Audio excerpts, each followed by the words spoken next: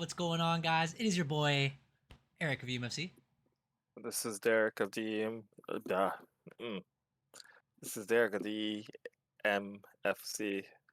Clearly, I was not ready. This is Derek. And we're live another Wrestle Chat Wednesday, but it's on a Thursday. The Wrestle Chat Podcast are back. Again, Matt's a little bit busy. He's got some work things going on, but it is what it is. We'll fill him in a little bit in wrestling, and he always likes to watch the replays after work. So first things first, it is the pay-per-view week already. Thank God. Because actually it's been picking up, honestly, from what I can see in storyline wise. I think it's been a little bit more intriguing. The matches have been really good, actually, the last 2 weeks. Now that we're on this week, let's go to the weekly recap and show you why. This is pretty much the go-home shows.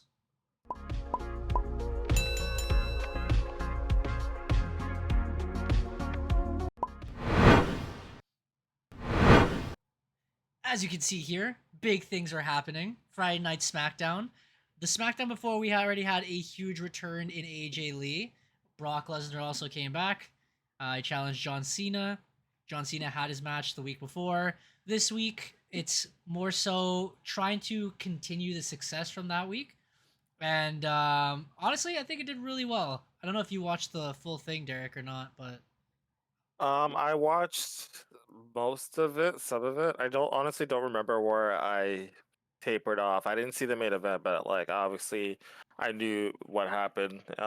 Considering that it's kind of posted on the stream right now, but I know I saw the beginning segment with Brock, which that was yeah, that was interesting. And yeah, I don't remember much from SmackDown, but like, sorry, the it popped up pretty quickly, but the sub thing was in there. Stone Cold. Sorry, go ahead.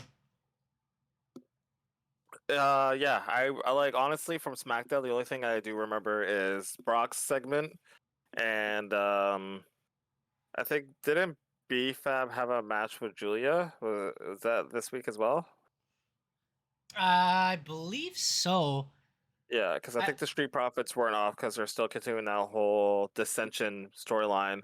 So I think Julia and Kiana James were talking shit to BFAB, and BFAB was just like, "Oh, I'll just fight you." And then I think Chen came out for the save, something to that effect, I believe. Yeah. That's a good pretty summary quick, yeah. From what I see, it's what you said. So like there was a Brock Lesnar segment with R-Truth, which was pretty funny because it seemed like R-Truth was trying to like break down Brock Lesnar, but Brock kept defending himself. Brock ripped his pants when he was doing the Brock F5. ripped his pants. So that segment to me was very funny, just because like I feel that Brock Lesnar's presentation since he's been back has been very much trying to be like, classic, aggressive, like Beast no incarnate. nonsense Brock. And then I feel like that segment was like, to me it was improvised. Like I don't think that there was a plan. Yeah. I think it was just like Brock's gonna come out. And then R-Truth just kind of came out and like I feel like was just basically trying to spend the whole time trying to break Brock, and like the segment itself served no purpose, but it was just very funny, very entertaining. Brock rips his pants and like he goes from being like super serious Brock to just going back to being cowboy Brock, where he was just laughing about it. He was high fiving the crowd after the fact too, so it was kind of like, oh, okay, cool. He was showing like his real personality because he kept showing his butt towards the crowd or whatever. Yeah. He was talking to Stu's like, Stu, I ripped my pants. Yeah, like it was just very funny, and like I feel like again, like you try like there's like a matter of like maybe like trying too hard to kind of really present Brock Lesnar in this like very intimidating light, and then it was just kind of like, screw it, I'm Brock, I'll just do whatever I want. And like again, like storyline purpose, did it serve anything? Not really, but it was fun. It was funny and it was entertaining, and I feel like at the end of the day, whatever, who cares? That's what we need. I thought it was a pretty good segment, as you said. It kept you entertained. The rest of the show was more serious in terms of like the wrestling. Sami Zayn and Rey Fenix. So there was a huge thing that happened with Rey Fenix and his former tag team partner, but we'll do that later in the sheets Yes. and discuss more about that. But because of that, Ray Phoenix has now become a solo superstar, and again, he was very hyped before. He is Penta's brother, of course. They did come from AEW and fought all over the world. It was just straight up like Sami Zayn's having this United States Open challenge. Ray Phoenix comes out and they pull off a 5-star banger. It was actually something you would either catch on a pay per view or something you catch on AEW, where it's just wrestling and just like finishers galore and athleticism. I don't know if you watched this match, and if you didn't, you should go I back and did. see it I did. because it It was felt a like an very good actual pay match. per view It was a really, really good match, match. Yeah. which follows through with what's going to continue afterwards. Again, Sami Zayn does defeat Ray Phoenix clean, but like it was a banger. As you said before, quickly Julia versus BFAB ends a no contest. Michin interferes. They really need to get more women in that part of the roster.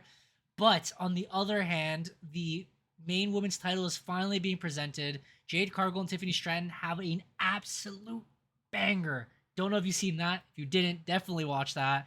They pulled out all the stops, bro. I think it was way better than their SummerSlam match. It felt like a WrestleMania caliber kind of match. Tiffany Stratton went so like hard and tried so hard in the match that she actually injured herself pretty bad. I think it was her head, the way she landed her neck somewhere. But really Yeah, entertaining, it very was talented. the. I think a lot of people are speculating it was that moonsault spot that she took, where she did a moonsault to the outside, and landed on her feet. But I think the way that she rolled back, like she hit her head, and then Yeah, right after that, she took a spear into the barricade. yeah. But yeah, that match was really dope. I did watch that match too. So things are slowly coming back as you're mentioning them. So Mm. Spear through the barricade. That's when Nia Jax comes and interferes because it's a double count out. I think it keeps it safe for a pay per view match. People were kind of tired of seeing it, but like that match was a banger. People were entertained. I think one more should suffice, or if they do a triple threat, Nia Jax is that little character, that heel person that they need to be the spoiler in the middle, which is good. They need more of that, but again, it can't just be like 4 women in one division. So hmm pretty good. And then again, continues with bangers. Randy Orton versus Drew McIntyre looks like a full on pay per view match. I suspect, and I'm just gonna put my opinion out there, it was supposed to be a pay per view match, but then Cody Rhodes is like, nah, I can actually make the pay per view because they put together the quickest WWE title match of all time, where hmm Drew actually beats Randy Orton, and I don't know if you saw that finish. Weird ending. Randy was gonna kill him. He was already killing Drew. He was gonna punt him in the head. The ref interferes and he says, "No, you can't." And he kept holding him back for some reason, like if he was using a steel chair. And then Drew finishes it with a claymore, 1, 2, 3. But I'm like, bro, it's just a wrestling move. Like, allow it, you know. yeah, And then using yeah. I don't a, know. The way they're protecting that move is kind of weird to me because it's yeah, like I don't it's know. not that But yeah, serious, continue. but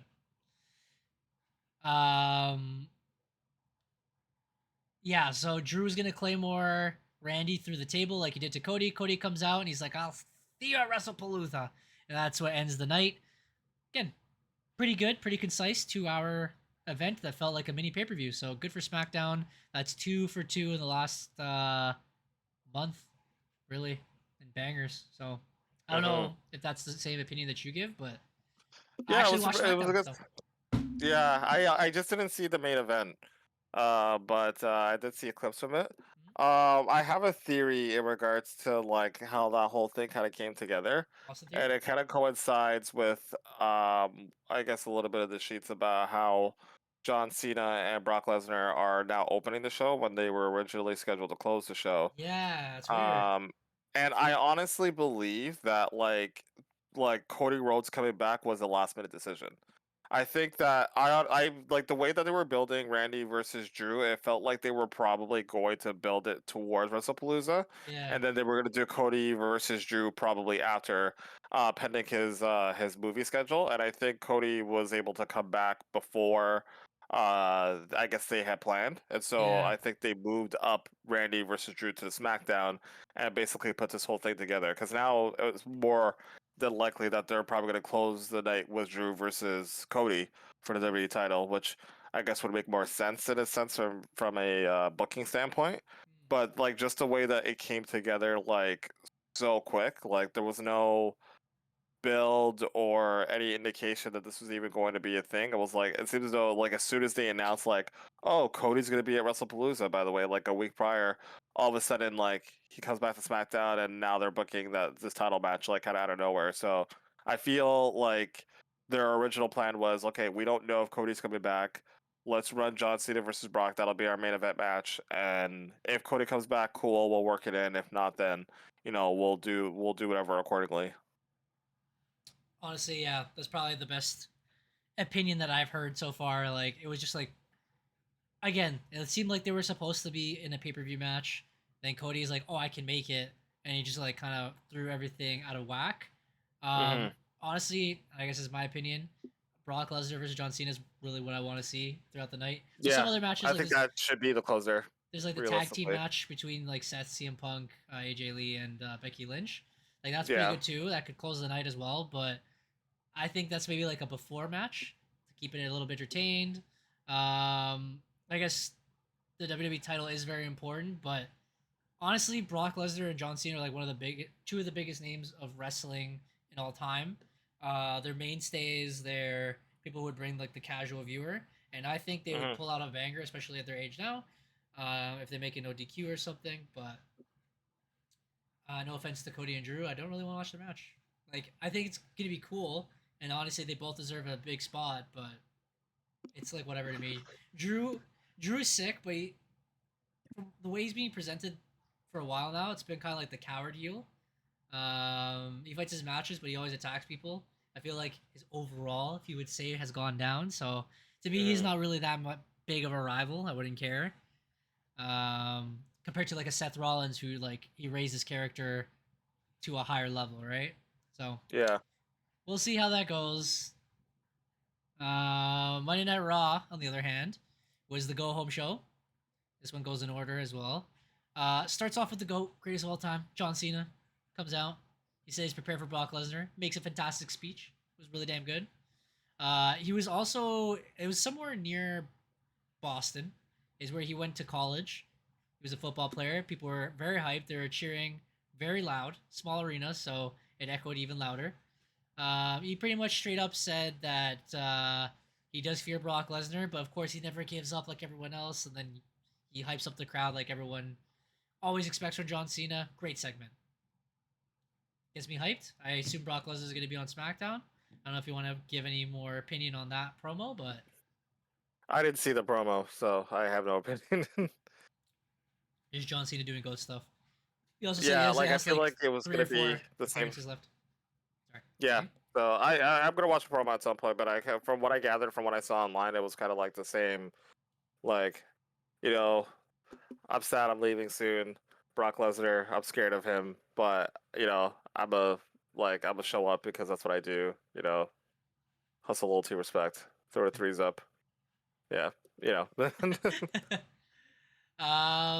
Next match is Lyra Valkyria versus Roxanne Perez. Again, we discussed it last week where Raquel wins clean. I think Roxanne Perez was supposed to interfere, didn't, and then the finish was all whack. But anyways, these two have a match now. Raquel Rodriguez gets banned after trying to interfere. Lyra defeats Roxanne Perez in a really damn good match. Again, as we always said, Lyra Valkyria, fantastic wrestler, just needs to work on her character a little bit more. That's when Raquel Rodriguez comes and helps. But to everyone's surprise, Bayley returns, and then she does all her face stuff. So she starts doing like the belly to belly. She starts cheering. She starts hugging everyone. She almost quickly turned heel, stared at Lyra, and then it goes outside. And as you guys can see in the video here, was hugging everyone. I don't think they're gonna mention it here, but they go backstage a little bit later. She's like pretty much talking to herself, arguing in her own room. That's when Lyra knocks on the door, opens it. She's like, "Are you okay?" And she's like, "There's no one else in here. Get out, you stupid idiot!" And it was just like, Jekyll and Hyde. Which I know you have stuff to say about that. You love that shit. Absolutely. I fucking love it. I think I talked about this on the podcast too, where it looked like she was like both of her personalities are kind of like melding together, and it's kind of like I think Mick Foley might have mentioned it, but like we're kind of seeing like like three faces of Foley thing going on with Bailey right now, where it's like her hugger personality, her heel personality, and then there's just like Bailey, who's I guess the role model, like baby face one, who's just like the normal character, and it seems like they're all kind of coming out in like different points, and I love it because first, like I was a huge fan of the hugger gimmick. When she dropped it, like it hurt, but like it also like made sense because like at that point like the character was stale. And it was funny because I wasn't sure people like, especially when she was doing like her, I guess like her blow up moves like as like the hugger. I didn't think people would still recognize or react to it in the same way. But like when she did like the shoulder tackles into the corner with the backflip, and then she kind of did the ooh thing, and everyone kind of got hyped with it. I was just like, oh shit, they still remember it. Okay, this is good. This is good. So yeah, just being able to kind of bring in those like I want to see it like done like fully. Like I want like if she's coming out as like the baby face, like I want her to come out with the hugger theme. Like if she In feels the like she's a Bailey heel, buddies. yeah, with the Bailey buddies. Like I want her to just like take this to like big heights with like just like all the personalities because I think this is what she needs right now. Like I think it's kind of like again like kind of acknowledging like these are the characters that I had, and also um but like kind of celebrating those characters but also kind of using them well. I think it's going to draw eyes and interest to where she's at now because she's kind of just like at a stale point now with where she has as a baby face. um, like her face run, I felt worked for the sole purpose of like her leaving damage control and kind of working on her own. But I think after her feud with Io Sky, there was again like that feeling of like, where do we go from here? That was next, yeah. And yeah, and I feel like again, like her heel work was like the best. Like I loved the hugger gimmick, but her heel stuff was so good. Like it was great. Like she was great. She was great with it. So yeah, being able to kind of bring in both stuff, like it's gonna be kind of interesting how things go forward, and it kind of gives new breath to her and Lyra Valkyria's rivalry, and it also gives a different story that we can kind of sink our teeth into.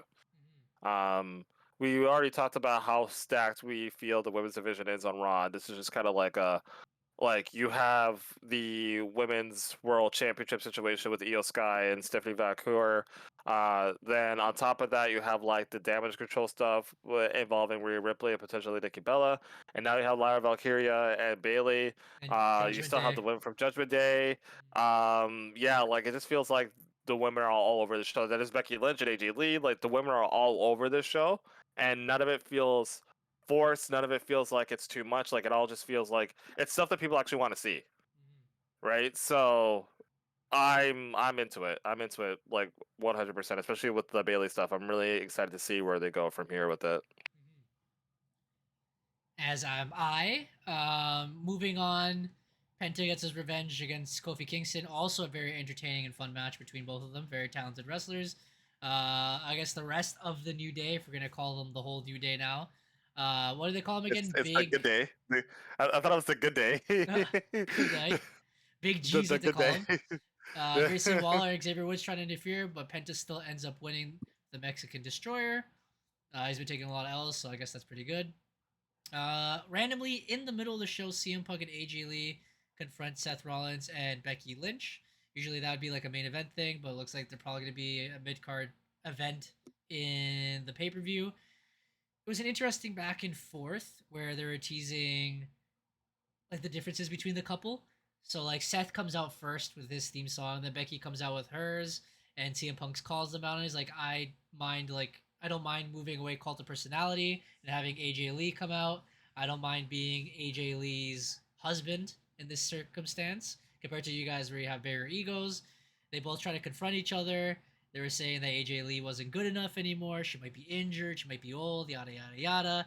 AJ Lee smacks the hell out of Seth Rollins. Seth is like, "Defend me, woman, because I don't hit women." And Becky Lynch is like, "Nah, this is your problem, not mine." They got into a little bicker. They kind of planned it because then they sneak attack AJ Lee and CM Punk, pretend fighting. But at the end of the day, were they pretend fighting? Who knows? Um, But that ends their little feud. That would promote their match on the pay-per-view. Grande Americano defeats Dragon Lee. Pretty entertaining fight as well. There was 2 other Grande Americanos who interfered, which seems to be Pete Dunne and who's the other guy? Who is his tag team player? Tyler Bate. Yeah. Yeah. Because it looks like they never have anything for them, but this whole Grande Americano thing is entertaining. So it's entertaining. Yeah, I think it's entertaining for the sake of entertainment.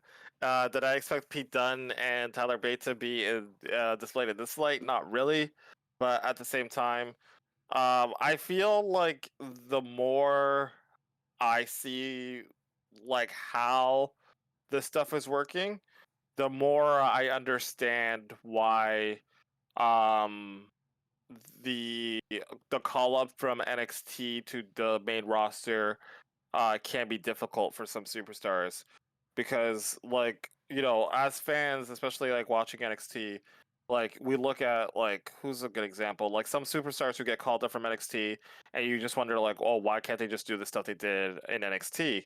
And the reality is that like Pete Dunne and Tyler Bate kind of did that, and it didn't resonate with the Monday Night Raw crowd. So as jokey and as, I guess, humorous as this whole stuff is that's going on with them right now, it's drawing a reaction and it's getting people entertained. And so, like again, although I'm not used to seeing them be portrayed in this light, it's working. It's kind of like the same thing with Chad Gable. Like Chad Gable is still a phenomenal athlete, but like the Grande Americano thing got him the biggest reaction. forgot he was still in the roster. Bring it back. Yeah. So it's been pretty funny. It's been pretty funny. I honestly don't know what the payoff is, like where this is gonna kind of come to a head. I kind of feel like they're just sort of, you know, like, because Kaiser's been great with the Grande Americano stuff. Like it's been awesome, and like there's been, I guess, like, you know, the year-long teases of dissension between the Judgment Day and now Grande Americano's kind of involved in the sense where like Dominic seems to be with him more than he seems to be with the group itself. Yeah, that's what's gonna lead to the backstage segment. Yes. Yeah. Which I didn't see, but please mention that. Okay. Yeah, so right after this is a backstage segment with everyone celebrating. So all of Judgment Day was celebrating with Dominic Mysterio. They're having champagne and stuff, and then Finn comes out pissed. He's like, "Why are we celebrating or whatever?" Like, I understand, like, you're the greatest luchador of all time, but like, you shouldn't have asked us for our help or whatever. We came and helped you, and you hugged Grande Americano anyways. Like, what does he want from us? He's like, why doesn't he like, what does he actually want from the Judgment Day? He's like, well, I am the greatest luchador of all time. Like, doesn't it make sense that he just wants to help me? And then Finn like just absolutely snaps, like throws the alcohol on the floor and just dips. Everyone says give him some time, give him some moment, but then the rest of the members start kind of like judging Dominic and saying that like, yeah, it was a little weird that he's like straying away from the group. So they all kind of walk away and leave him alone. And when he turns around, that's when Rusev confronts him and he says that, hey man, I'm Rusev, I'm the next contender to take your Intercontinental Championship.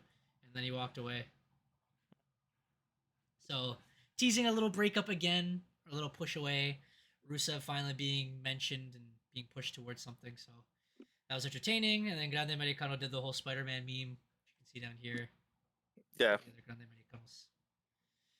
That was it for that segment. On to the good stuff here. Again, as we were talking about the women's division, Stephanie Vickier was confronted Io Sky backstage where they're like, oh my god, we're going to absolutely have a banger. And we all agree, of course, they're going to have a banger match. And then for some reason, Asuka's like this heel villain in the background. She's like, oh my god, you're not good enough or whatever and stuff. And then pretty much Stephanie Vickier was going to challenge her. But Asuka's like, you know what? You get a match tonight, but you get one against Kairi Sane. And Kairi's like, okay, I guess I'll fight. They fight, also have a banger. They did all that good stuff, Stephanie Vickier defeats Kairi Sane. That's when Asuka tries to attack Stephanie Vickier, but Io Sky says no, as you can see in the picture here. And they looks like they're having like a little breakup in Damage Control or Kabuki Warriors. I don't know what they're calling themselves now. But there we go. Oh, also, Rhea Ripley said in the backstage segment with Stephanie Vickier, I don't know who's going to win, but I look forward to fighting the winner. And then that's when Stephanie was like, "Oh, I'm ready, mommy." And I was like, "Oh my god, mummies, I'm ready. We're all ready." Oh, we are. Which will bring us to NXT afterwards, of course. So Braun Breaker and Bronson Reed are supposed to have a match with the Usos at the pay-per-view, yeah? Yes. They decide Monday Night Raw because they do this every single week, and this is actually getting annoying now. Big Bronson Reed and Braun Breaker in another tag team match. This time against LA Knight, and then a partner of his choosing. So it's gonna be the same ending as every Monday Night Raw for the last 2 months. He chose Jimmy Uso. Jimmy Uso said pretty much no. He confronts Jay. Jay thinks he's the tribal chief now, which is again a really cool tease. And he says, like, "What the heck, man? Like, you didn't run the play by me. You shouldn't do it." And Jimmy's like, "Don't tell me what to do. You're not the tribal chief. You don't have the Ulafala. Suck it, you know." And I said no already, so he left. And also, Jey Uso was on the phone with somebody, which who knows who it's gonna be? Who knows who he's talking to? Who knows? We'll see. If you talk to Johnny, it's probably Zilla. But Jimmy comes back and he says, "You know what? I changed my mind. I will tag team with you." They have the tag team match. They get squashed, of course. Braun Breaker and Bronson Reed defeat him. In usual fashion, Jey Uso comes in, tries to save the day, has a steel chair. They have a little tussle in there. LA Knight was gonna confront Jey Uso with a steel chair, decided not to. They were gonna hug, but instead, LA Knight hits Jey Uso with a BFT and ends the night. Teasing, I guess, a heel turn for LA Knight. I don't know. People are loving this. I'm loving the two heel turn, or the feud that Jay and LA Knight might get, because they were the two most underrated but over characters, you know? But who knows? Maybe Jey Uso becomes Villain Uso and joins the enemies. It's beyond me what they're trying to do, but I feel like they'll eventually cook something. It's just taking too long, you know? Yeah, I feel like we'll probably get like more. Maybe after WrestlePalooza, maybe at WrestlePalooza we'll get some clarity. I don't really know. Like, again, I think this is a situation where, again, like having two baby faces just going at each other just for the love of the game, I think is a good enough feud, as opposed to like having one guy turn. Especially since both of these guys are over. Like, I don't think it makes sense to turn Jay, but I don't mind the change in attitude. Like, that's the more or less that's the Jay that I wanted to see. Like, that's the one who has to pander a yeet like every single week. Because again, at this point, like, he's so over that like he can literally stand there and they'll be eating at him, right? So it's like, give it to him every now and then, but like it doesn't have to be your whole personality, your whole identity. And Crash Out Jay during the Bloodline times, favorite Jay. Like, the I'ma get him Jay, like that's the Jay that I want to see. And how that translates and what that turns into, I don't know. But we'll see. But it is very interesting, kind of seeing like this whole attitude change. Whether or not this is Roman Reigns' influence or not, or if it's somebody else, we'll see. Like, honestly, like War Games is around the corner. We could probably assume that the War Games match is going to involve the Vision. So it's Yeah. just a matter of like who's going to be the opposition, right? Those are So Shawn Michaels or Triple H, of course, but that's a different tease. that's a different tease, Um, which yeah, we'll talk about that. but as you said, I think you're right. They're just holding off until Survivor Series, and they're like stringing it along as much as possible. But it's becoming too much because we're gonna see this exact same Monday Night Raw match again, but this time with Jay in a pay per view, which is gonna be cool to see the Usos together. But now I feel like the hype got reduced because Jimmy got beat clean. So, then why do I want to see this if it's like not, oh my god, the greatest tag team of all time, but like, oh, it's like main event Jey Uso, and I just eat the pin every And week, Jimmy it's side Uso. character, Yeah, right? Like yeah. it's not like an Uso reunion. It's like Jimmy Uso and like his tag team partner, the other Uso kind of thing, right? Like, I would have even loved it if they came like I'm hoping at WrestlePalooza like they don't come out to Jimmy's theme or Jay's theme. They come out to like their tag team theme, which is very much like the same thing, but like it's them, So I don't know. We'll see, but I am still excited for WrestlePalooza nonetheless. I'm gonna be staying in all day Saturday watching AEW and WrestlePalooza. It's just gonna be a full day wrestling. So, Oh god, I forgot that's happening um, too. yep, Live in Toronto here, of course. yep. I will not be watching it, but it's what it is. So that was Monday Night Raw. I think it was a pretty good show for both Raw and SmackDown. Good go home show. WrestlePalooza this weekend, as we discussed. This is the list. Let's go take a look here. I know we're supposed to do our predictions. I kind of missed the days when we put our predictions out here, but again, guys, we're doing some event, which I'm still first place, of course. Which also brings me back to when are we going to start the damn fantasy league again? That's a good question. Because I will be first place again. You know, the championship's right there, if you guys can see. Represent the Charmander, my Funko. Okay. Anyways, besides that, I guess we'll give opinions instead of necessarily predictions. Looks like this is order of kind of what the night's supposed to be. 1, 2, 3, 4, 5 matches, I think. Anyway, CM Punk and AJ Lee versus Seth Rollins and Becky Lynch. Opinions. What do you think? You think this is like a one-off? You think AJ Lee's going to continue wrestling after this, or do you think it's just over after the event? This is also a hard way to predict who's going to win. This is a 50-50, I feel. Yeah. I think this is going to be a run for AJ Lee. I don't think it's a one-off. Like, I think she's going to be here for the next little bit. And I think that for her return match, like, I think it would make sense for her and CM Punk to go over. Maybe that eventually leads to maybe finally just doing Punk versus Rollins one-on-one for the World Heavyweight Championship and just dead it from there. Is there a pay-per-view in October? Because I swear November is Survivor Series, right? November is Survivor Series. I'm trying to think if there's another. Oh, they're doing Saudi Arabia or something? No, not Arabia. Perth. They're doing Crown Jewel in Perth in October. Okay. In Australia, so. Which I think, oh yeah, John Cena is scheduled for that. So that is one of the events that he's scheduled for. So he will be there. So I feel like this is gonna be the first of many, or I like the first of many matches for AJ. So I'm looking forward to it, but I can easily see a situation where, like, it could be 50-50. I feel like it just makes sense for her return match for her to win it, but we'll see how they do things come Saturday. It also makes sense because then AJ Lee could fight Becky Lynch for the Intercontinental Championship. Yeah, that makes sense to push him. Again, 50-50 because Seth has been so broken as of late, and Becky's been winning her matches as well. So, but yeah, I think it'll be very entertaining. As you said, yeah, I guess maybe if they did sign her for a long contract, she might continue her run. Kind of like Nikki Bella. I think that's the best comparison. Yeah. The match is supposed to start the night. John Cena versus Brock Lesnar set to wage war one final time at WrestlePalooza. A clash of our generation in the past. I think it's going to be fantastic. I think it's going to be a really good match. I don't know how John Cena is going to take a bunch of suplexes at his age now. I'm always worried whenever anybody gets into the ring with Brock Lesnar just because of how aggressive he is in the ring. He's still a professional at the end of the day, so I feel like it'll probably be fine. And John Cena clearly has a lot more in the tank than we give him credit for, especially considering his last couple of matches where they just did everything. So, this match is very much a 50-50 for me. Like, you're riding off of the high of the John Cena retirement run, so you kind of just want him to win all of his matches.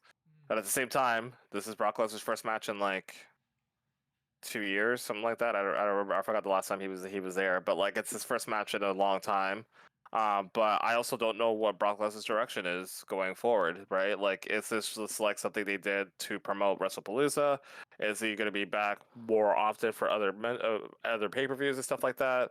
Like, I don't know, like, where we'll go with this. But the match is going to be fun, and it's definitely going to bring a lot of eyes to the product, especially since it's their first ESPN pay-per-view. I guess pay-per-view, yeah.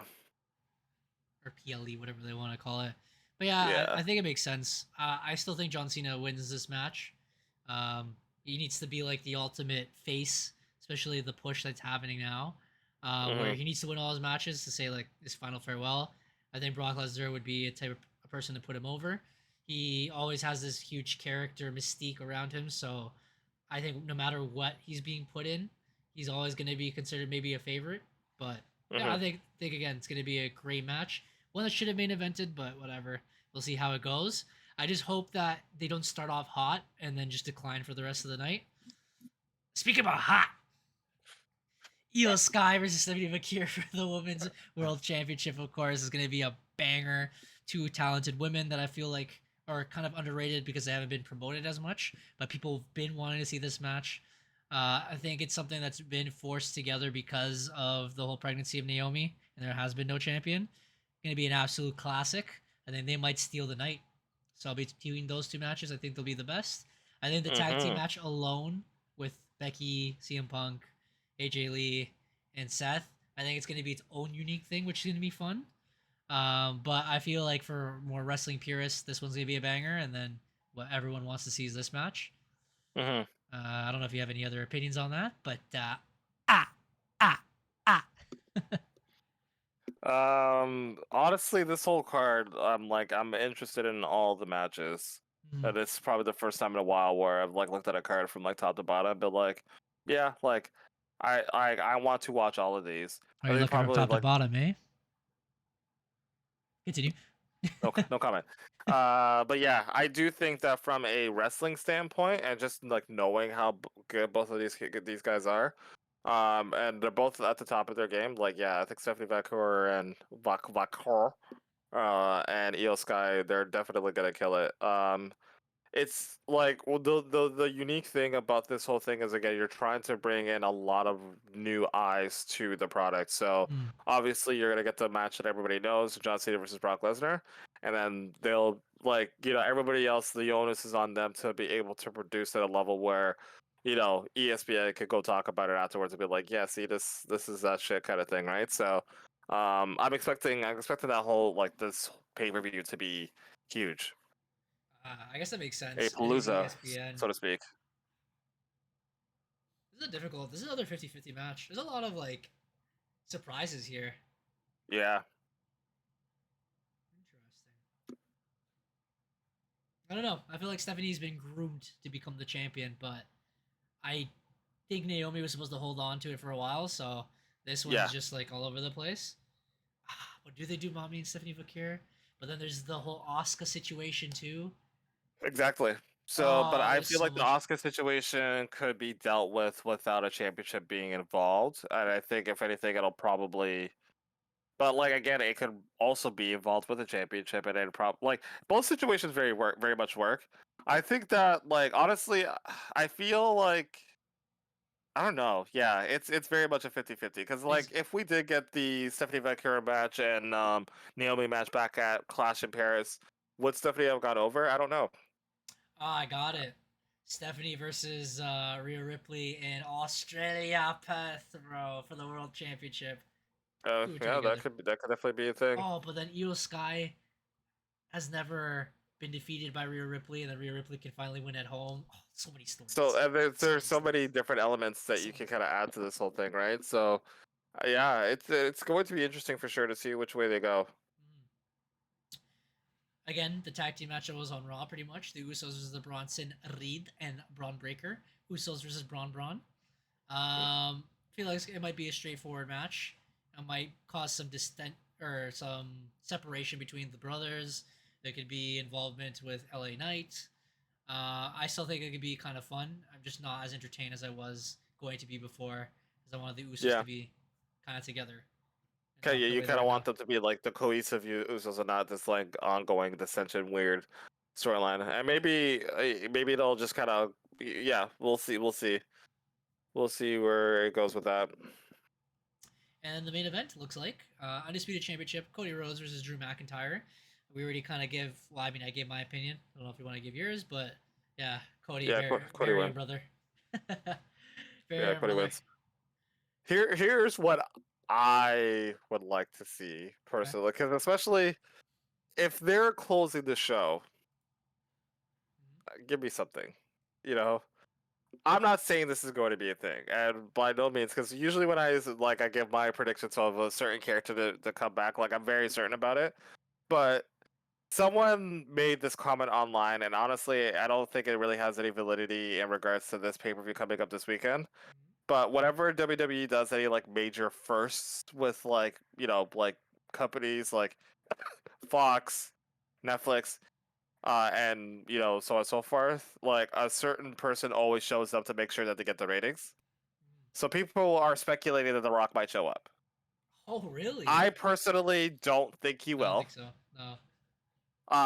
But now that the Saudi Arabia deal seems to be in place and Saudi really wants The Rock to be there, the possibility of him actually being, because like I was at a point, especially with like Smash Machine, where I was like, I don't think he's going to just show up at all anymore, like as much as people want it.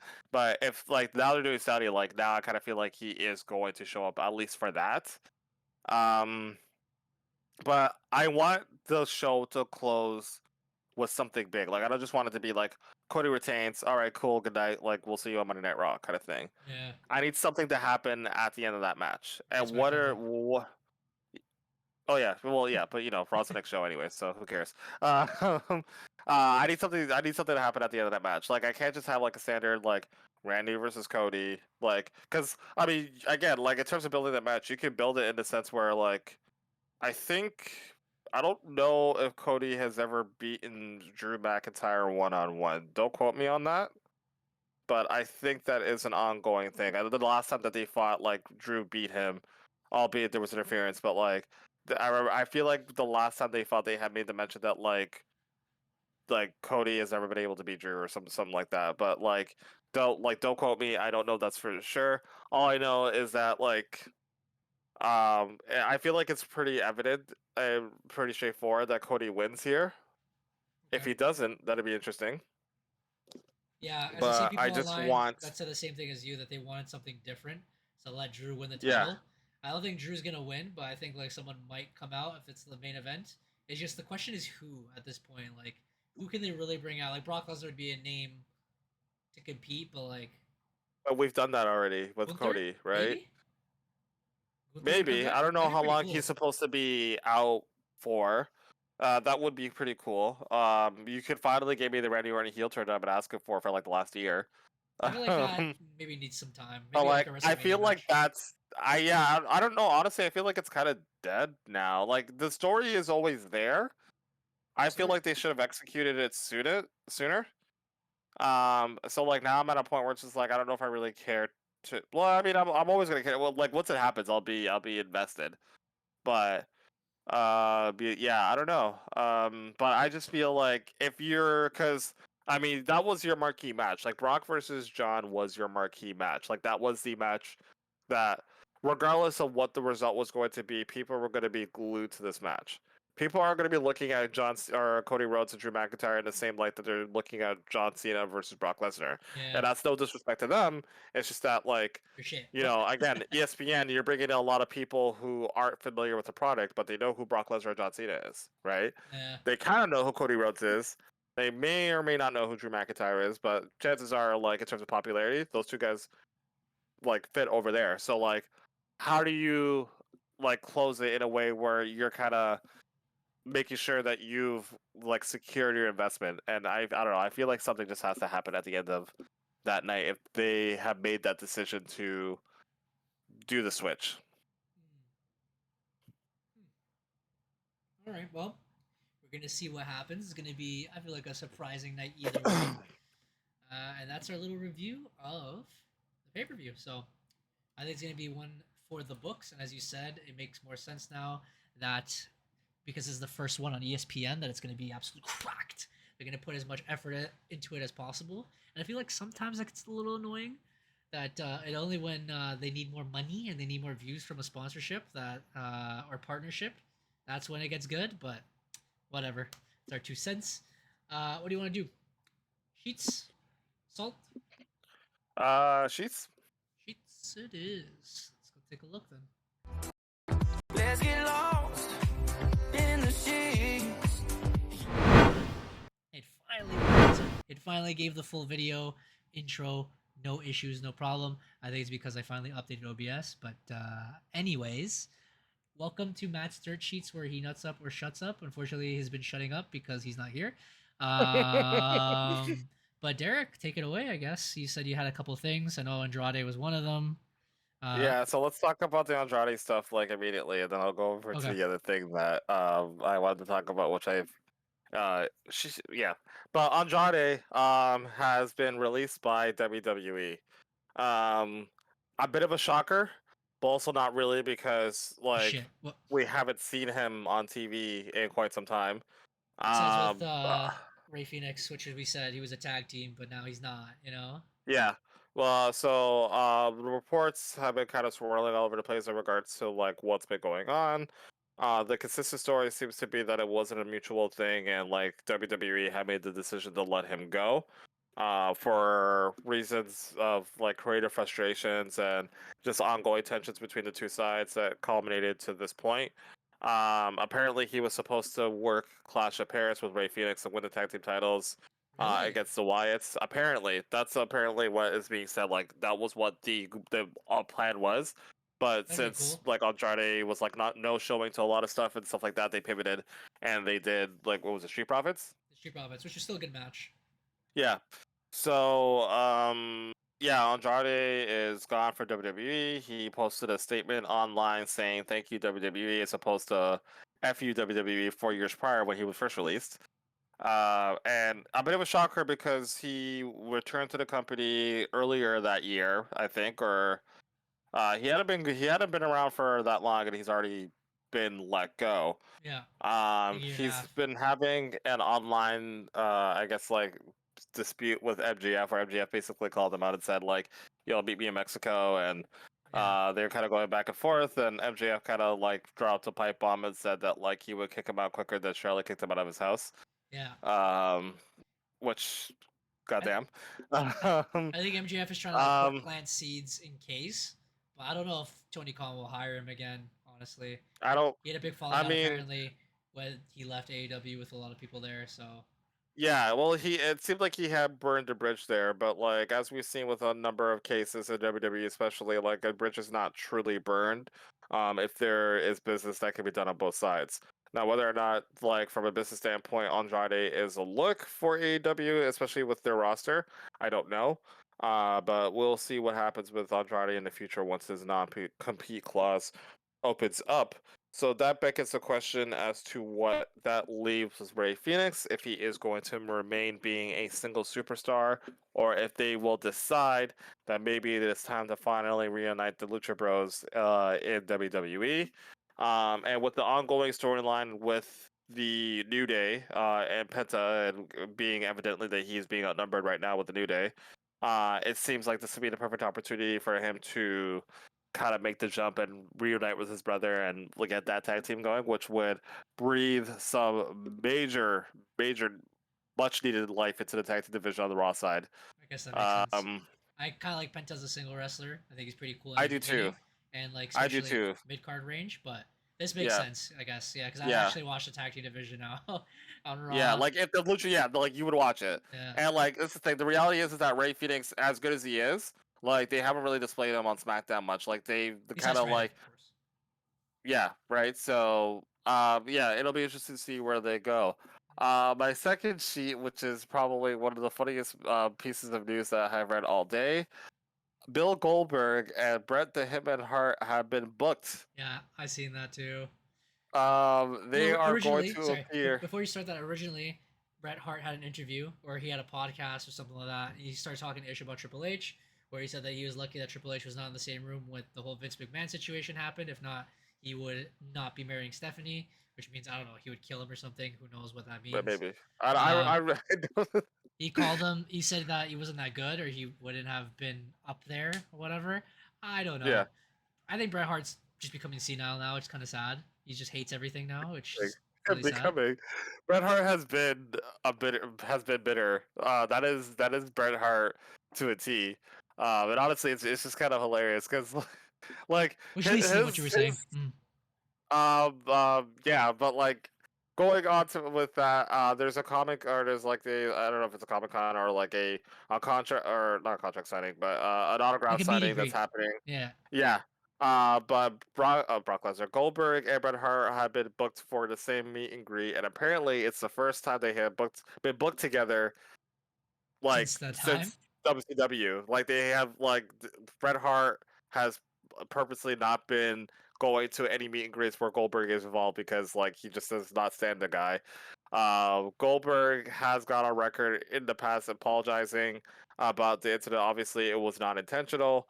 But like he also kind of ended it with saying like, you can only apologize so many times and just like until you can just like move on from it.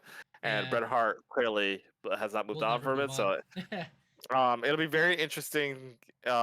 I don't think anything will really pop up, but it's just very funny that they have been booked to be at the same venue.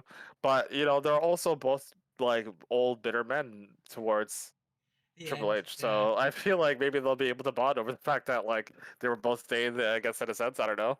You know what's funny about these situations? Like Bret Hart would come back to WWE and like shake Triple H's hand. He's like, "Hey, what's up, man?" You know what I'm saying?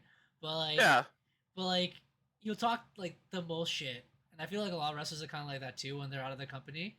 But I feel like if you saw Goldberg, he'd be like, "Hey, what's up, man? How's it going? Whatever," and then talk the same shit like on the podcast, you know?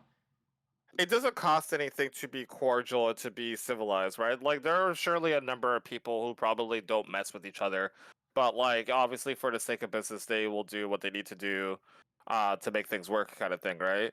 Um, like I'm sure that like Triple H doesn't like Bret Hart either, but like obviously for the sake of business, he's gonna try to keep things professional because that's what you do. But it's yeah, just overall a very funny situation. What else do we have in terms of sheets? Ricochet was on some podcast somewhere basically stating that if people are upset with the ongoing rising pricing of WWE, how unaffordable it can be, the alternative is always to go to the AEW. And he's not wrong because tickets for AEW over here are like $50. So he's definitely not wrong in that sentiment. Honestly, like I feel like some people will draw conclusions over like, rage baiting and stuff like that, but I think it was a valid point, honestly. It's been a huge topic because people were like WrestlePalooza is like tens of thousands of dollars now. Like, bro. Yeah. I think, I don't know if I send you the post, but I was like, bro, for like 50 or whatever the amount is going to be for WrestleMania next year, let's say $140,000 for the front row, whatever. I better be seeing this match, and it was like Broly versus Gogeta. Like it's such a weird thing to me, just because like it's not. And honestly, to me, like WrestleMania never seemed like it was worth it. Because I think we all just assumed that it was too expensive.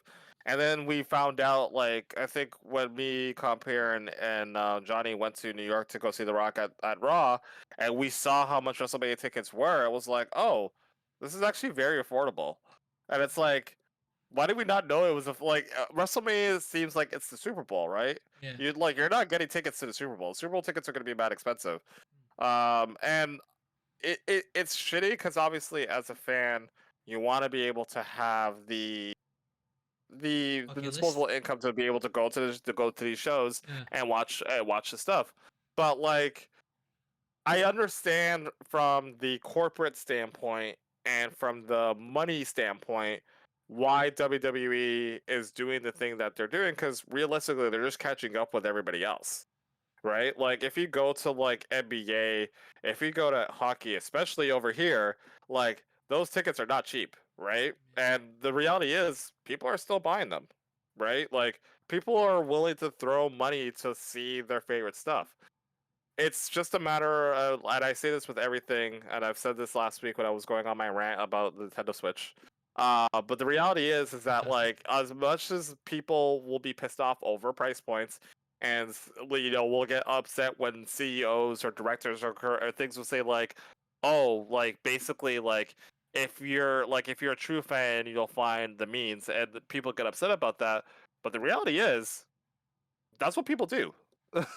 Right? Like the reality is like if you want something hard enough, like you're going to find a way to get it, right? And if it sets you back, it sets you back, but that's what people do. And I think the only way that you can really combat that is to show that, like, case in point.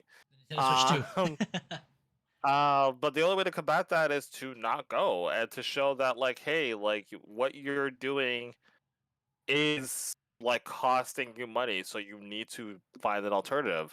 But right now, as we've seen from the numerous press conferences that Triple H shows up on post show, they're seeing the largest gate in WWE history. So people are still buying the tickets. Now, whether or not it's the same fans that are buying the tickets, I don't think it really matters to them. And I think it's neither here nor there. I think their main plan is whoever is willing to pay the money to come to our shows, we're gonna make the best show possible for them because they spent their hard-earned money to come to our show, Mhm. kind of thing, right? I think that's just the mindset that they have going forward. And I think long term, it could cause a lot of people to turn away from the product, or it'll cause people to just watch the stuff at home and complain online.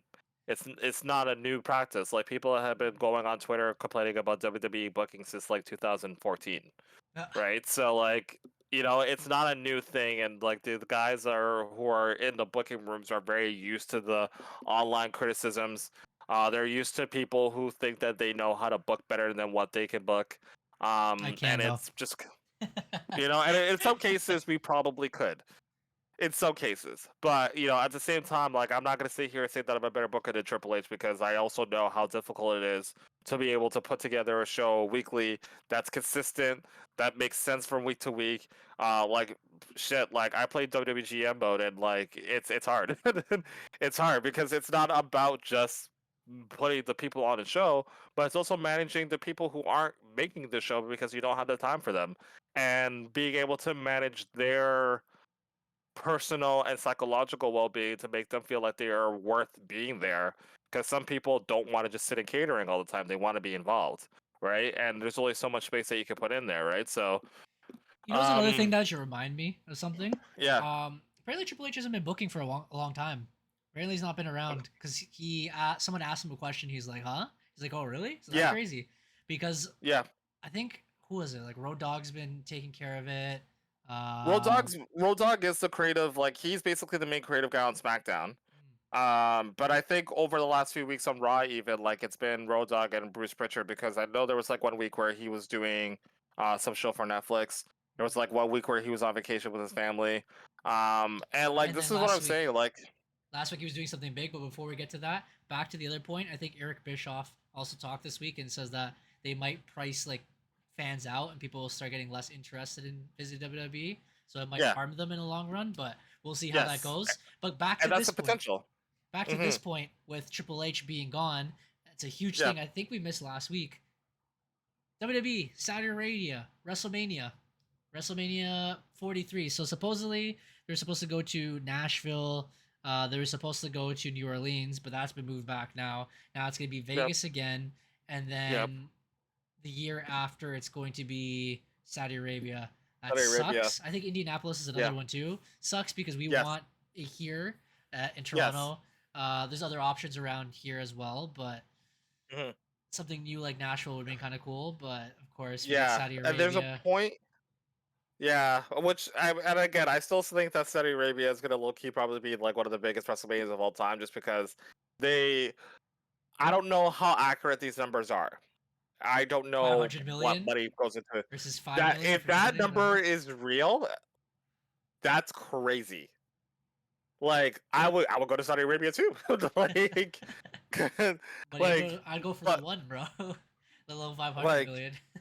yo, but like, so the point I want to make too is that remember that WWE has been trying a new thing in regards to booking shows in certain cities, where they've signed like deals with cities that they would bring them certain shows over a time frame. So what makes it interesting is that I know that they signed a deal with Indianapolis where they already got the Royal Rumble. They're supposed to get a WrestleMania, Eventually. and I think they're supposed to get like another pay-per-view all before I think 2027 or 2028. And I think they did the same thing with New Orleans, which wasn't a thing before. But now that Saudi Arabia has kind of pushed their way into taking a WrestleMania, I feel like now one of the major issues is that now you're going to be pressed to make sure that The other you ones get it. meet these deadlines. And what if you don't? What if Saudi Arabia decides that the year after they're going to Get $1 throw billion. twice the amount to throw a WrestleMania? These guys say, yeah, sure. Like, what do you do then? It's already been very loud how disorganized the booking or like the planning has been for shows. Like, we had The Rock come out to New Orleans and say, yo, you guys are getting WrestleMania next year. Get hyped. Everybody gets hyped, and all of a sudden it just got taken right out of them. That's never happened before. I know. That has never happened before, right? And then you have a situation where, again, like WrestleMania 43 or whatever the next 2027's was more than likely supposed to be in Indianapolis, and now they're not getting it, right? What does that do for the relationship of these cities with WWE, and seeing that, like, oh, well, I mean, we paid you all this money to do all this, and now you're kind of staining us. Like, we may not want to, you know what I mean? You have the other situation with like Saturday night's main event where like it was supposed to be in Boston, but that they got like outbid by Washington, and now Washington's getting it, kind of thing. And it's like these are things that we weren't seeing before. And I don't know if it's a good thing or it's a bad thing. Maybe like the fact that like these other states are willing to generate like this money to be able to host these shows is one thing, but I feel like it ruins the image of WWE in a sense where like you guys are guaranteeing and promising all this stuff and then like kind of taking it back, kind of thing, right? So hopefully it's not a consistent thing that we see where it's like, oh well, you guys were supposed to get it, but haha, never mind, sorry, like someone else did better. Like I feel that, like, you know, as the honor system goes, like if you tell someone you're gonna do something, you go ahead and do it, regardless of other people coming in and be like, "Oh, well, I could do this better," kind of thing, right? It's like, well, sorry, like we already promised these guys, but we could do this year, and you know, kind of thing. Um, but yeah, it's kind of loud. It's kind of loud. Mhm. Should be interesting moving forward, but again, that's why Triple H missed it. The wrestlers' faces were kind of like priceless. There was Bianca Belair, Undertaker looking old as hell. Um, there was Stephanie Vakir. I'm trying to remember, was Rhea Ripley there? No, she wasn't there, right? It was Charlotte I Flair. don't. Charlotte Charlotte Flair was there. Flair, Liv Morgan, which is the first time we've seen Liv Morgan in a while, and she was kind of like smiling and laughing, but everyone was dead faced, bro. It was like, why are we Yeah. here?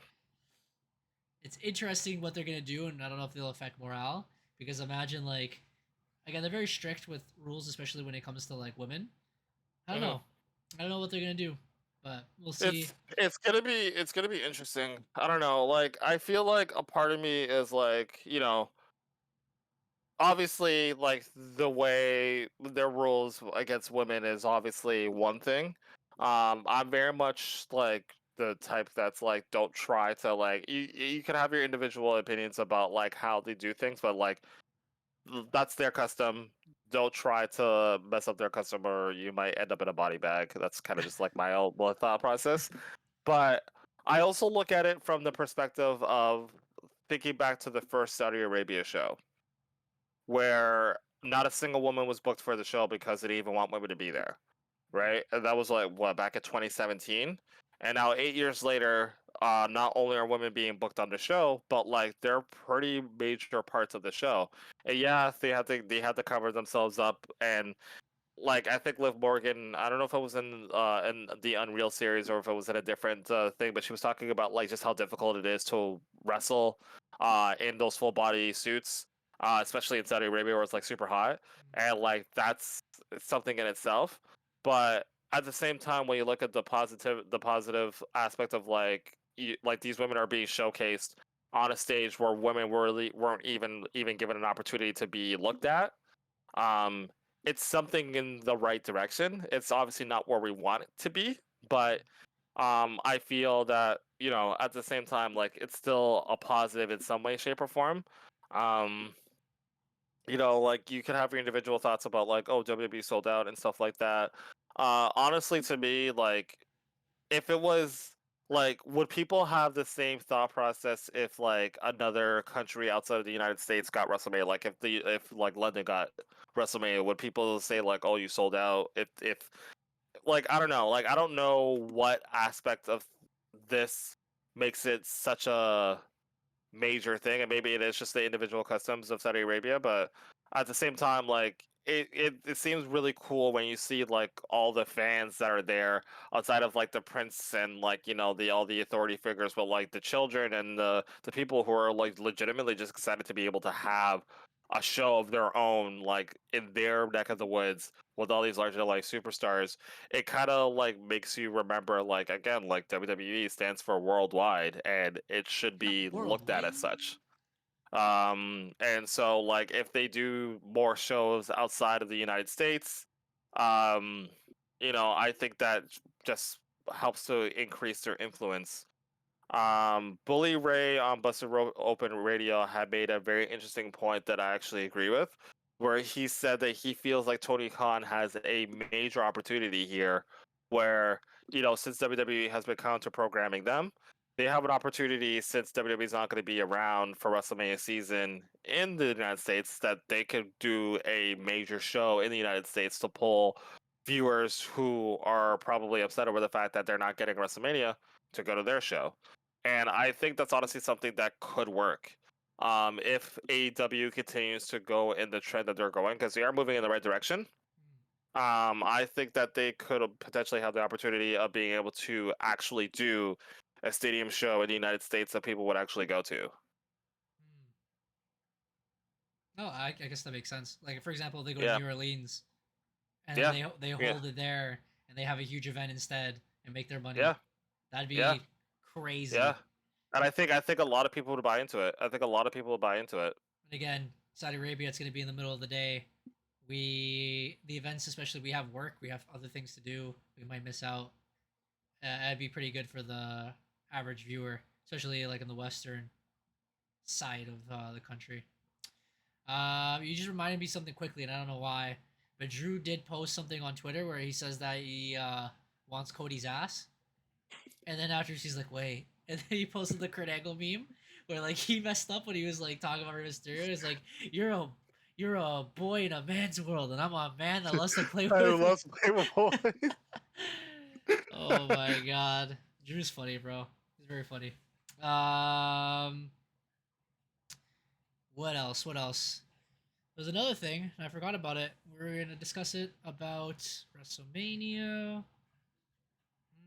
Was it AEW? I don't remember. It's escaping me. Maybe NXT. I kind of wanted to talk about NXT a little Let's bit. talk about NXT. Did you watch the Homecoming show? I didn't, but I saw little highlights of it. The only things I really saw was that Finn came back with his old theme. It was really cool. He acted like a face. People loved it. Yeah. He loved it too. It still looked weird to me. I think he still needs to shave. I feel like just seeing him with his long beard and the persona that he is now, it just kind of reminds me of this cowardly guy who takes an L every week compared to Finn before, we used to be like a main event player. So yeah, but it looked good. It looked good to have his theme song back and stuff. People were hyped. It was fun. Yeah, it was fun. The show itself was fun. It felt like one of those like special Monday Night Raw episodes where it was just like return after return after moment after moment. A lot of people showed up, like Rhea Ripley, Lyra Valkyria, obviously, Charlotte Flair, Alexa Bliss, had their match. Stephanie Vakir, Stephanie Damian Priest. Rhea had the situation. It was great. They had the situation at the end. Back to see Booker that. T was loving it. Yeah. Because he pointed to Booker T before he did it, and Booker T was just kind of like, "Yo, this is dope." By the way, them two on SmackDown was fantastic. Booker T and Vic Joseph. They're great, bro. Like I don't care who's on Raw anymore. Put Michael Cole with freaking with Corey Graves, with Wade Barrett, with Joe Testosterone all in one table, fine. But Vic Joseph and Booker T are hilarious, and it made the night. Really, they're really damn good. Yeah. Yo, so like Vic Joseph has been one of my favorite like play-by-play commentators for a long time. He's so good. He's really passionate. He gets into the content. Like he's so good. Like I wanted him called up a long time ago. But like he's made such a name for himself in NXT that I think he does well. Booker T has gotten so comfortable being the color commentator as well, especially like thinking back to like when he first started doing it, like in the 2010s, when they were doing like the 3-man booth with like him and Michael Cole, and I think it was Corey Graves, and like you could tell that there was just like a, maybe it was because Vince was like yelling in his ear every 3 seconds, I don't know, but like just from there where I kind of felt like he didn't really know his spot, till now it's like his antics are now being chanted by the crowd. People chant act now because of him, right? Like, like his like the stuff that he does on commentary like tends to have like a lasting effect.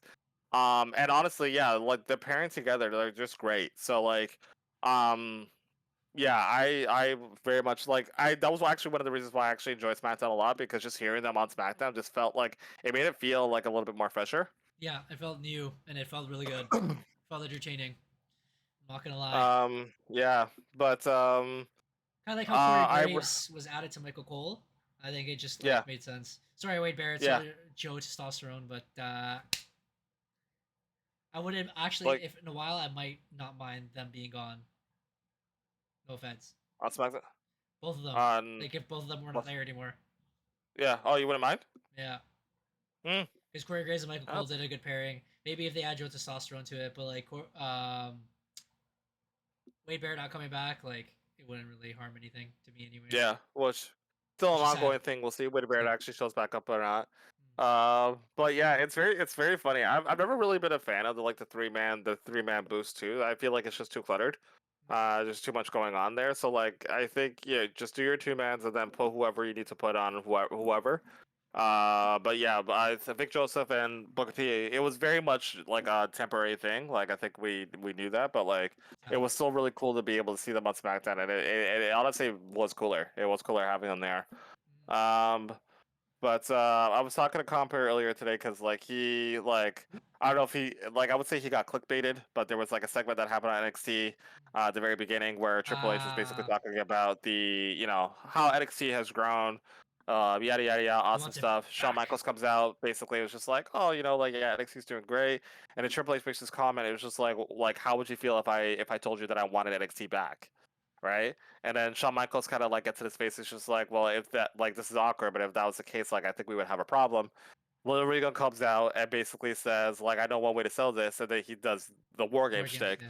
So then Compare's not the only one, because I saw a lot of people online. They were like, oh my god, like, are they gonna do like thing? And I was just like, I really do think it was just this is homecoming. Triple H was there before. William Regal was the general manager of NXT. He likes to say war games a lot. Like I think they were just doing like stuff for the sake of nostalgia. But that leads me to the other point of a very real event that is supposed to happen soon, where it seems like NXT and TNA are gonna go head to head. I had saw that they might be doing a PLE of NXT versus TNA. I think that'd be sick, bro. I'd watch that. And yeah, I think it'd be very, very, very sick. So very much hoping that's the thing, because during the homecoming show, there were a number of TNA superstars who went on Twitter basically saying how they hate how NXT is basically like owning TNA right now. Yeah. Some people were upset that like they weren't invited to the homecoming, like Ash by Elegance, aka Dana Brooke. Was saying like, oh, like I like started NXT, I made a name for myself in NXT, but I wasn't invited to the homecoming. Like, that's kind of bullshit kind of thing, right? So but yeah, that would be a really interesting. I was gonna mention that too. Another thing in the sheets where TNA is very upset because they want to be perceived higher and better. I know it's supposed to be Trick Williams TNA champion versus Obafemi NXT champion for winner takes all, and there's nothing to do with TNA at all. And they're like, we deserve a better spot than this. So I think it's about time that TNA gets their rub in and they get their wins. And I think that would be a really cool pay-per-view match. There was another thing in the sheets. I'm trying to remember if it was AEW, but I don't think so. Did I have to do something with War Games? Damn, I lost my train of thought, but continue. I'll probably remember it eventually. I feel like there was something else I wanted to mention too. I don't remember. Oh, it was there it is. I remember. It was. Oh yeah, I remember what I was going to he appears. Oh, Joe Hendry. Yes. Apparently he's under contract with TNA, but apparently that's pretty much coming to an end, and he will be WWE fully in 2026. So I don't know if he's rubbing people the right way or the wrong way in TNA, but he's pretty much all WWE. Yeah, he's rubbing WWE the right way. I can tell you that. Oh, absolutely. And honestly, I don't. There's no surprise there. Like Jordan Grace was the same way, where like she's on a contract with TNA, but she was on NXT like every other week. Like Yeah. it's very evident that like Joe Hendry wants to be in WWE, and yeah, his contract's coming up. I think everyone kind of already sees the writing on the wall there. So it'll be interesting to see how he is like in WWE. Although we've seen glimpses of him in TNA. The whole like saying his name thing in TNA shtick has just been, or in NXT has just been funny. Yeah. It's been really, really hilarious. He's just been like popping out of literally nowhere. So that's been fun to see.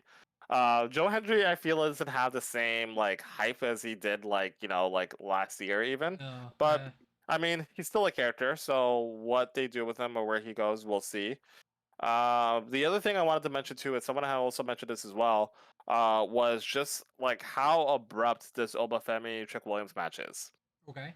And because like it literally just kind of came out of nowhere. It's just like, yeah, we'll do title for title next week on thing, and whoever wins will face Ricky Saints with and they'll be a double champion. And it's like, okay, why are we doing this? What's happening? Yeah. And everyone's speculating that whoever loses is going straight up there. Was it People are mid-roster? thinking that yeah. Okay. People are thinking that Obafemi might drop the title to Trick, and he might be main roster bound immediately afterwards. So was Pain But asking at the for same that? token, Trick Williams has been the guy in NXT for a minute, and if he were to lose, he could be main roster bound as well, and that would be fine as well. Would he get lost in the sauce like Mello? I mean, Mello. There's some segments on SmackDown. Sorry, I forgot to say he wants another open challenge match, but with him to fight for the United States title.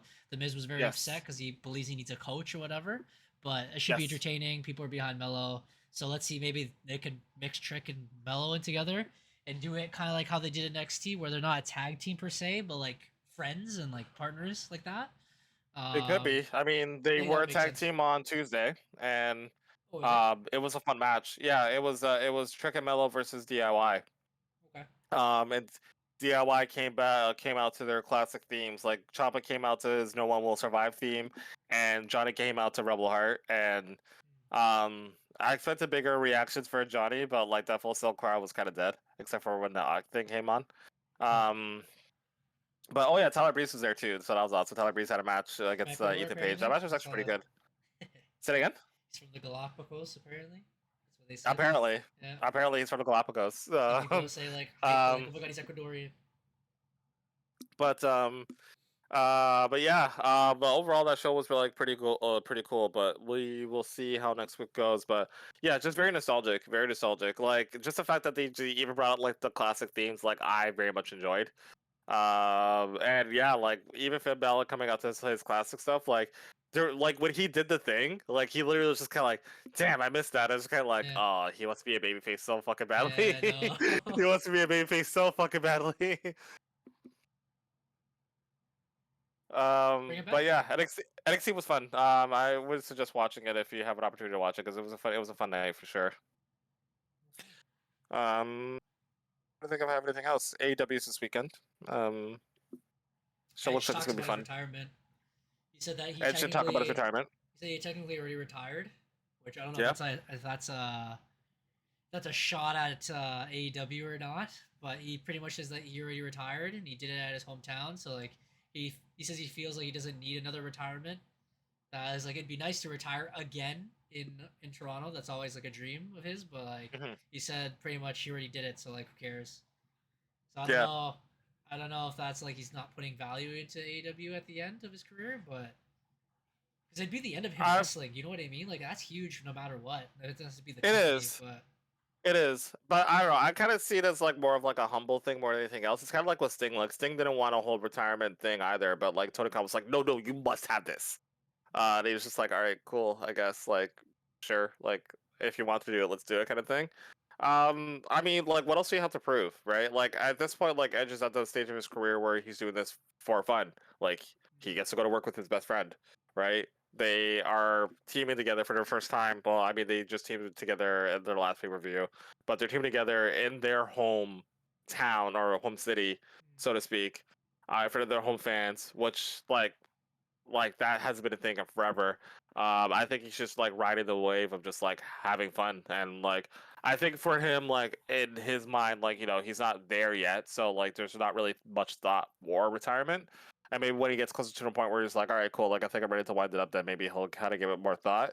Um, but it does suck that like he's not in WWE for John Cena's run, because obviously like It's a huge part of like that. Edge is one of John Cena's biggest rivals, arguably probably his biggest rival. And it's very arguable because like John Cena has a bunch of like huge rivals, but Edge is definitely top 3. Where's Batista? So We're looking for Batista. We want him to. but like I think what would be like what I would love, and I don't know if we'd ever get it, but like when John Cena gets inducted into the Hall of Fame, which Next year. we'll see. Like I feel like it has to be next year because it can't be in Saudi Arabia, can it? Like that'd be kind of weird. But Sami Zayn will be inducted. like I saying think that it'd he's be gonna really win it all, cool. actually, sorry, that's like a Who? separate thought. Just opinions online where Sami Zayn might be the WrestleMania he goes off or whatever and wins the championship and stuff. Because he'd be. Will people still be invested in Sami Zayn by then? I don't know. I think so. I don't know. Like Sami Zayn's character is the underdog character, but like the way he's been booked, he's been not the underdog, and I think that's what people are kind of like pulling away from. That's a long time. It could be like I think the story arc is Sami Zayn to be a world champion. That's what I do want to see, and that's something that I wanted to see like months ago. Now I'm at a point where I'm like, It's whatever. Because he's United States yeah. champion now. He's not the underdog anymore because he's a champ. He's a champion, and like he won it. Like I would say he won it easily, but yeah, he's the United States champion. Like and like I know that's not the world title, and like we do want him to kind of be in that scene, but like I don't know how we'll reroute to him being on the World Heavyweight Championship path, and people be like, yeah, like getting like that same like momentum as like Kofi did when he went for the World Championship, but. Anything can happen. Maybe Kevin We'll Owens see. involved or his family. I don't know. They'll build a storyline. But now you just got me thinking. What the heck, Solo at, bro? He lost the title and he dipped with his entire family. That's a huge missing point on the roster right there. Solo is missing.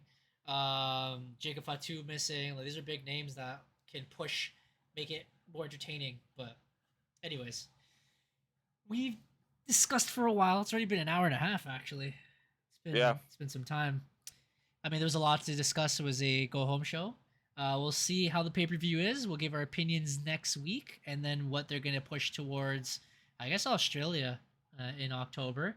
Hopefully, Matt will be back, and then it's been a long time since all three of us is there. He's probably going to enjoy watching this podcast again over, but if you are rewatching, Matt, I just want to tell you a very important thing. You're a bellend. And anyways, it's been your boy, Eric VFC. And this is Derek at the EMFC. And we'll see you guys next time. Peace. Take it easy. Blue Jays win the World Series.